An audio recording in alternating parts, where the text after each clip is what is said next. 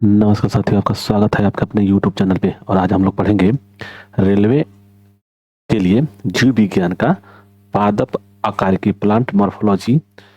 ये लुसेंट का objective question है, तीसरा अध्याय है। ठीक है, चलिए आगे हम लोग बढ़ेंगे। क्वेश्चन है कि वन, मूलांकुर के अतिरिक्त पौधे के किसी भी भाग में विकसित होने वाली जड़ें कहलाती हैं। मूलांकुर के अतिरिक्त पौधे में किसी भी भाग में विकसित होने वाले जड़ें कहलाती हैं तंतुमय मूल, अपस्थानिक मूल, अपस्तंभ मूल और मूसला मूल जड़ें। तो इसका आंसर हो जाएगा बी, अपस्थानिक मूल। मूलांकर में विकसित होने वाली जड़ें कहलाती हैं, मूलांकर में विकसित होने वाली जड़ें कहलाती हैं तंतुमय मूल, मूसला जड़ें, श्वसन मूल, अपस्थानिक मूल। तो इसका आंसर हो जाएगा बी, मूसला जड़। आगे, श्वसन मूल मिलती हैं पान में, चेस्टनट में, जूसिया में या मक्का में। तो इसका हो जाएगा 3 का सी हो जाएगा, जूसिया में। आगे, डहेलिया, डहेलिया की जड़ें होती हैं कंदील तथा पुलकित, कुंभी रूप, स्वांगिकारी, रेशेदार। तो इसका आंसर हो जाएगा 4 का ए हो जाएगा, कंदील तथा पुलकित। रिरोही मूल मिलती हैं पिस्पोरा में, अमरबेल में, आर्किड्स में, भारतीय रबड़ में। तो इसका आंसर हो जाएगा ए। ठीक है, आगे हम लोग बढ़ेंगे। न्यूमेटाफोर्स मूल, श्वसन मूल प्रायः मिलती हैं शुष्कोदिदों में, उपरिरोहियों में, मैग्रो पादपों में एवं जलोदिदों में। तो इसका आंसर हो जाएगा 6 का सी, मैग्रो पादपों में। आर्किड में बिलामेन जड़ें होते हैं सहारा देने के लिए, कार्बोहाइड्रेट स्वांगीकरण के लिए, नमी अवशोषित करने के लिए, गैसों के विनिमय के लिए। तो इसका आंसर हो जाएगा 7 का सी हो जाएगा। ठीक है, नमी अवशोषित करने के लिए। निम्नलिखित में से कौन सा एक जड़ नहीं है?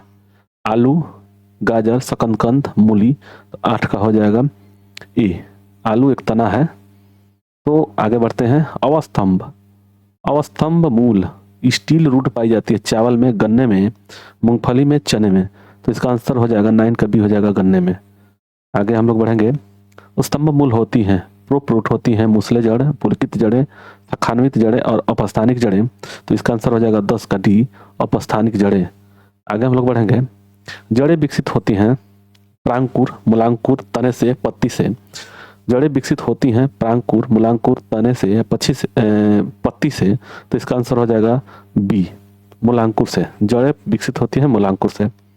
गाजर एक है जड़, तना, पुष्प, पुष्पक्रम।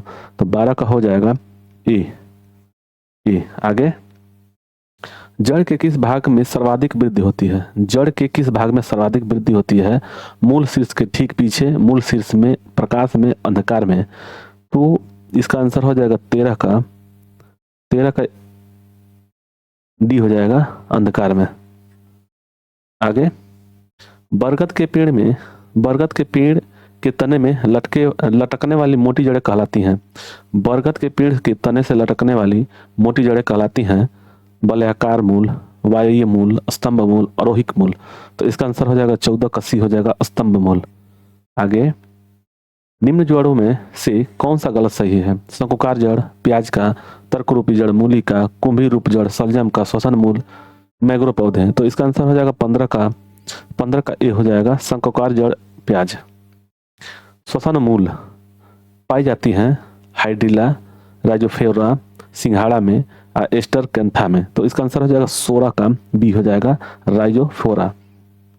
आगे, पान की लता में बनने वाली जड़ कौन सी होती है? पान की लता में बनने वाली जड़ कौन सी होती है?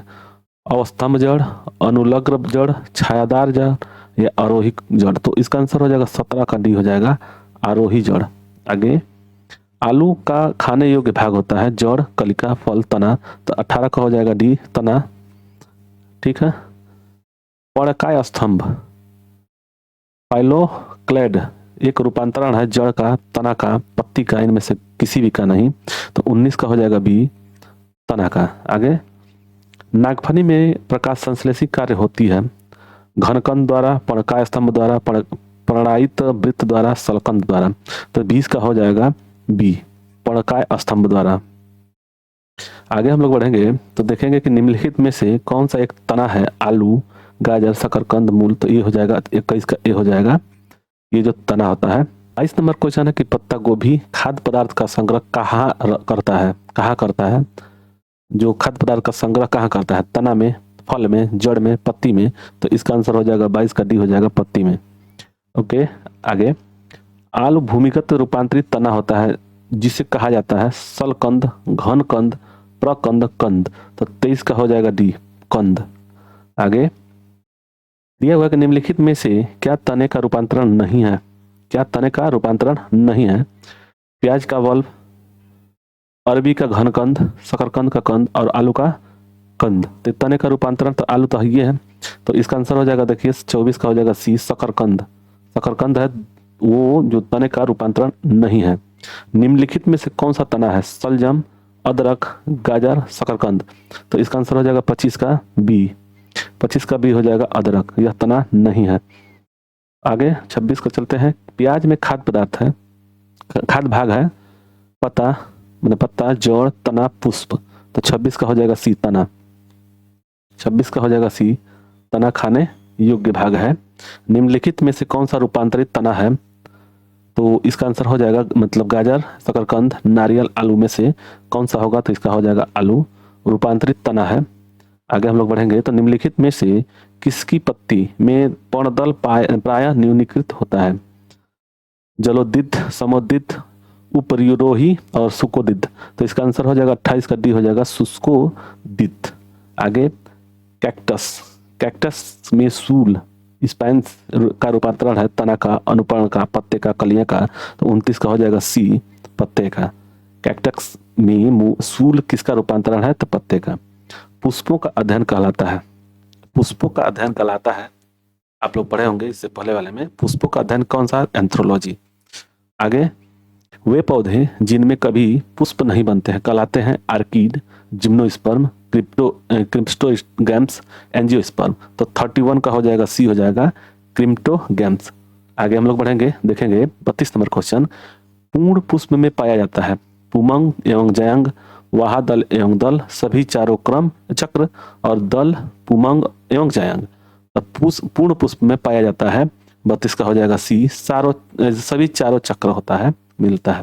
पुष्प में जनन चक्र है, पुष्प, पुमंग एवं जयंग, वाहब, दलपुंज एवं दलपुंज में, दलपुंज एवं पुमंग में, और वाहब, दलपुंज या जयंग में। तो इसका आंसर हो जाएगा 33 का सी, 33 का ए हो जाएगा। ओके, पुमंग एवं जयंग में। निम्नलिखित में से कौन सा एक उभयलिंगी फूलों के बारे में सही है? दिया हुआ है कि निम्नलिखित में से कौन सा एक उभयलिंगी फूलों के बारे में सही है? तो उनमें से केवल एक अंडप होता है, उनमें पुंकेश्वर और अंडप दोनों होते हैं, उनमें केवल पुंकेश्वर होते हैं, उनमें या तो पुंकेश्वर या अंडप होता है। तो 34 का हो जाएगा बी, इनमें पुंकेश्वर और अंडप दोनों होते हैं।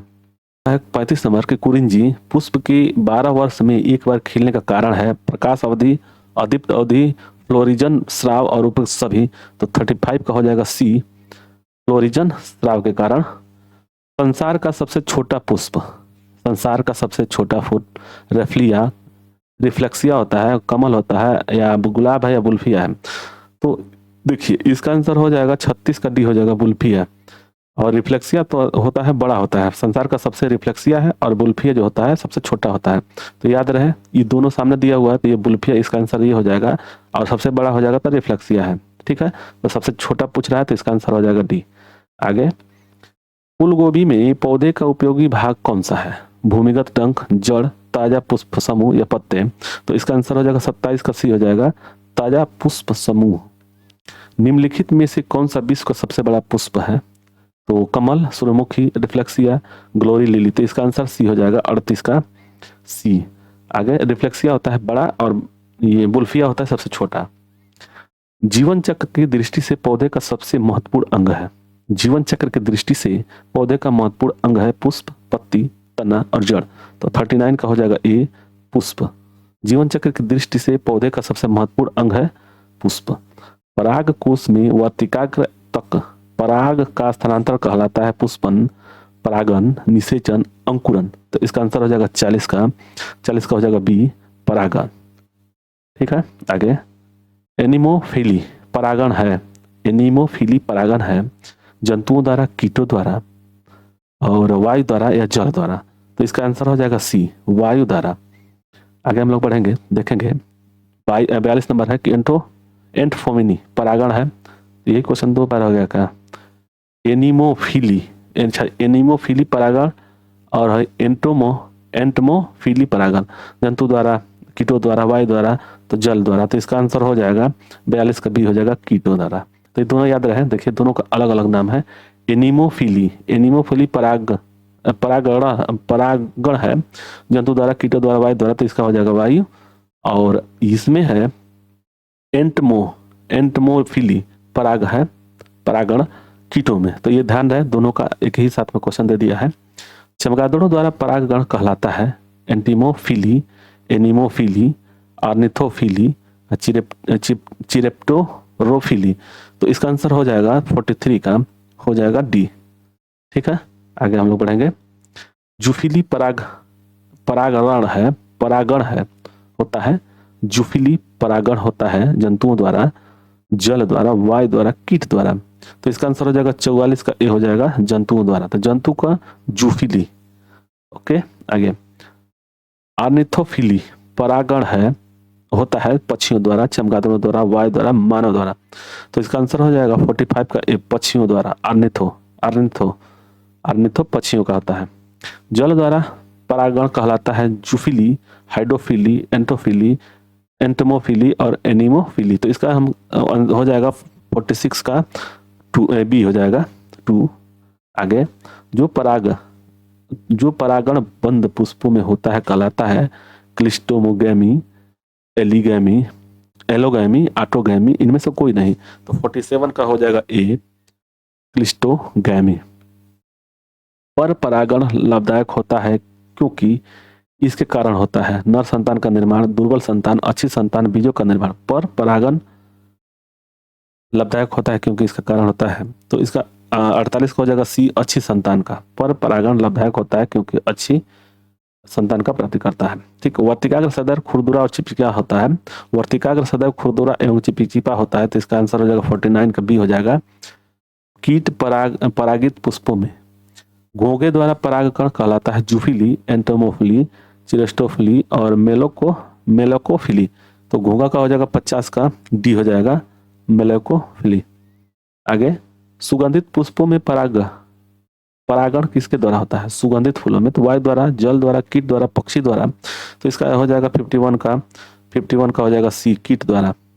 सुगंधित फूलों में परागण किसके द्वारा होता है? तो कीट के द्वारा। परागकण है मतलब इनमें से क्या है? अपूर्ण विकसित भ्रूण और अपूर्ण विकसित नर युग्मोदित जीवाणु मात्र कोशिका, एक नर कोशिका। तो इसका आंसर हो जाएगा 52 का बी हो जाएगा अपूर्ण विकसित नर युग्म उद्दीप। कीटों द्वारा परागित फूलों के परागण होते हैं कीटों द्वारा। तो चिकने एवं शुष्क, रुक्ष एवं चिपचिपे, रुक्ष एवं शुष्क, बड़े और दिखने वाले। तो इसका हो जाएगा 53 का बी हो जाएगा रुक्ष और चिपचिपे। आगे निषेचन क्रिया क्या है? एक नर युग्म तथा का अंडाणु में संयोजन, परागकणों द्वारा का परागकोश में वर्तिकाग्र का पर स्थानांतरण, नर युग्मों का ध्रुवीय केंद्रों में संयोजन और बीजांड से बीज का निर्माण। तो इसका हो जाएगा 54 का ए हो जाएगा एक नर युग्मक का अंडाणु से संयोजन निषेचन कहलाता है। निषेचन के पश्चात बीजों का बीजावरण विकसित होते हैं अध्यावरणों में, भ्रूणपोष में, निभाग में, बीजांड में। तो 55 का हो जाएगा ए हो जाएगा अध्यावरण में से। द्विनिषेचन का मुख्य लक्षण है डबल फर्टिलाइजेशन, ब्रायोफाइटा का, टेरिडोफाइटा का, जिम्नोस्पर्म का, आवृतबीजी का। तो 56 का हो जाएगा डी बीजियों का। दिए हुए संतान में अनिषेक जनन होता है हार्मोन्स के बिना फल का परिवर्धन, बिना निषेचन के फल परिवर्धन और बिना निषेचन के अंडाणु का परिवर्धन, बिना निषेचन के भ्रूण परिवर्धन। तो 57 का हो जाएगा बिना निषेचन के अंडाणु का परिवर्धन। बिना निषेचन के एक अंडाशय के फल में विकसित होने को कहते हैं सिनजीनेसिस, पार्थिनोकार्पी, एपोस्पोरी और एपोगैमी। तो इसका आंसर हो जाएगा 58 का बी हो जाएगा। आगे निम्नलिखित में से कौन सा फल सेब का फलिनी है, फलनी है केला। सी सतूत स्ट्रॉबेरी, तो 59 का हो जाएगा ए, हो जाएगा केला। आगे, गूदेदार थैलेमस किस में खाने योग्य होते हैं? आम में, संतरा में, टमाटर में, सेब में गूदेदार थैलेमस किस में पाए जाते हैं, योग्य खाने योग्य होते हैं? तो इसका हो जाएगा डी, हो जाएगा सेब में। आगे हम लोग बढ़ेंगे। निम्नलिखित में से एक खेती पौध का प्रतिरोपण करके की जाती है? मक्का, सोरगम, प्याज, सोयाबीन। तो 61 का हो जाएगा सी, हो जाएगा प्याज में। निम्नलिखित में से किस एक की खेती पौध का प्रतिरोपण करके किया जाता है? अच्छा, मतलब पौधे डायरेक्ट लगाया जाता है, तो इसका हो जाएगा प्याज। ठीक है। आगे 61 का हो जाएगा आभासी फल का उदाहरण है। आभासी फल का उदाहरण है 63 का। देखिए ये भाई 61 से सीधे 63 पे, 62 63, एक क्वेश्चन नहीं है इसमें। 63 देखिए, आभासी फल का उदाहरण है। आभासी फल का उदाहरण सेब, अमरूद, आम, टमाटर। तो 63 का हो जाएगा ए। आभासी फल का उदाहरण है सेब। नारियल तथा आम के फल होते हैं पोम, बेरी, डूप, पीपो। तो इसका हो जाएगा 64 का सी, हो जाएगा डूप। आगे, पके हुए आम के खाने योग्य आकार के भाग होते हैं वहा फल भित्ति, मध्य फल भित्ति, अंत फल भित्ति, फल भित्ति। तो 65 का हो जाएगा, 65 का हो जाएगा बी, मध्य फल भित्ति। आगे, नारियल का खाने योग्य भाग होता है फल भित्ति, भ्रूणपोष, पूर्ण बीज, बीजावरण। तो 66 का आंसर हो जाएगा बी, भ्रूणपोष। आगे, लीची फल का खाने योग्य भाग है मांसल, पुष्पांशन, एरील, मध्य फल भित्ति, बीज पत्र। तो 67 का हो जाएगा बी, एरील। लीची का फल खाने योग्य भाग है एरील। आगे, सेब एवं नाशपाती के खाने योग्य भाग होता है वहा फल भित्ति, अंत फल भित्ति, मध्य फल भित्ति एंड मांसल, पुष्पासन। तो इसका आंसर हो जाएगा 68 का हो जाएगा डी, मांसल, पुष्पासन। आगे, फलों का वह प्रकार जिसमें लीची को रखा जा सकता है वह ड्रम्प, एक बीजी बेरी, नोट, एस्पिरिडियम। ठीक, तो इसका आंसर हो जाएगा 69 का सी, हो जाएगा नट। नट रखा जा सकता है वह नट।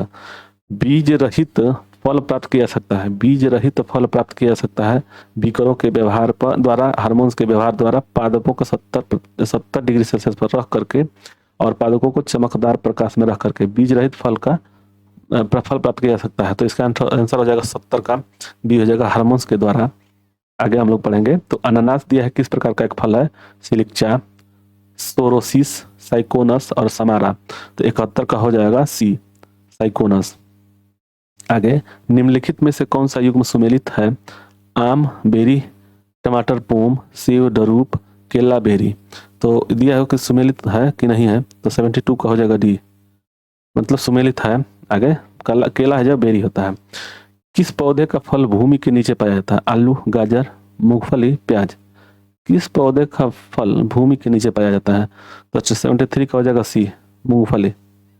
आगे, नाशपाती का कौन सा भाग खाया जाता है? दिया है कि नाशपाती का पियर का कौन सा भाग खाया जाता है? गूदेदार, पुष्पासन, बीजाणु, दोनों, फली। तो 74 का हो जाएगा ए, गूदेदार पुष्पासन खाया जाता है। किस पौधे में बीज होता है लेकिन फल नहीं होता है? ईख, मूंगफली, बादाम, साइकस। तो 75 का हो जाएगा डी, साइकस। आगे, बीज विकसित होते हैं, सीड्स विकसित होते हैं। 76 है, 76 तक बीज विकसित होते हैं स्त्री केसरों में, बीजांडों में, अंडाशयों में और परागकोश से। तो इसका आंसर हो जाएगा 76 का बी, बीजांडों में, बीजांडों से। भ्रूण किस में मिलता है? फल में, पर्ण में, बीज में, कली में। भ्रूण किस में मिलता है? तो इसका आंसर हो जाएगा 77 का सी, हो जाएगा बीज में। भ्रूण जो मिलता है वो बीज में मिलता है, 77 का सी। आर्किड के बीज होते हैं हल्के तथा शुष्क, छोटे तथा चिपकने वाले, अधिक बड़े और भारी, मतलब एवं भारी, इनमें से कोई नहीं। तो आर्किड के बीज होते हैं 78 का ए, 78 का ए, हल्के और शुष्क। सामान्यतः अंकुरण के लिए किसकी आवश्यकता नहीं होती है? सामान्यतः अंकुरण के लिए किसकी आवश्यकता नहीं होती है? जल, हवा, ताप। इसमें 79 का हो जाएगा, 79 का ए हो जाना चाहिए। कितना दिया? 79 ना, हाँ ए, प्रकाश। सजीव प्रजक अंकुरण किस में पाया जाता है? अनानास में, राइजोफोरा में, कोलोनियम में और राइजोबियम में। तो इसका आंसर हो जाएगा 80 का हो जाएगा बी, राइजोफोरा में। आगे, अधोभूमिक अधोभूमिक अंकुरण पाया जाता है कद्दू, मक्का, राइजोफोरा, सेम।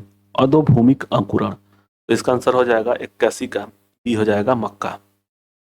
आगे हम लोग बढ़ेंगे और देखेंगे 82 नंबर क्वेश्चन कि भूमपोरिक अंकुरण पाया जाता है मक्का में, गेहूं में, मटर में, अरंडी में। तो इसका आंसर हो जाएगा 82 का हो जाएगा डी, अरंडी में। आगे, पौधा में पितृष्ठ अंकुरण का अभिप्राय है, पितृष्ठ विपरी का अभिप्राय है अंकुरण का। इसका आंसर क्या होगा? तो 83 का हो जाएगा सी। ये जो सी है, जनक वृक्ष पर लगे हुए फल के भीतर बीजों का अंकुरण। आगे, घटपाणी के निम्नलिखित भागों में से कौन सा एक घट में रूपांतरित होता है? स्तंभ, पत्ता, अनुपर्ण, पर्णवृंत। तो इसका आंसर हो जाएगा 84 का बी हो जाएगा पत्ता। आगे हम लोग देखेंगे, निम्नलिखित में से कौन सा एक कटिहारी पादप है? तो इसका आंसर हो जाएगा 85 का घटपाणी। आगे, संसार का सबसे तेज बढ़ने वाला पौधा, बांस, चावल, मनी प्लांट, टीक। संसार का सबसे तेज बढ़ने वाला पौधा, इसका आंसर हो जाएगा 86 का, ये हो जाएगा बांस। बहुत तेज बढ़ता है बांस। विश्व में सबसे लंबा पौधा कौन सा है? Eucalyptus, Pterocarpus, Polyalthia, Tectona. तो इसका आंसर हो जाएगा 87 का ए, यूकेलिप्टस। आगे हम लोग देखेंगे तना स्तंभ होता है प्रायः, इसमें आंसर क्या होगा? 88 का हो जाएगा ए, धनात्मकता प्रकाश अनुवर्ती। ठीक, मतलब कि जो तना होता है वो प्रकाश की ओर चाहता है और जड़ जो होता है प्रकाश से दूर हो जाता है।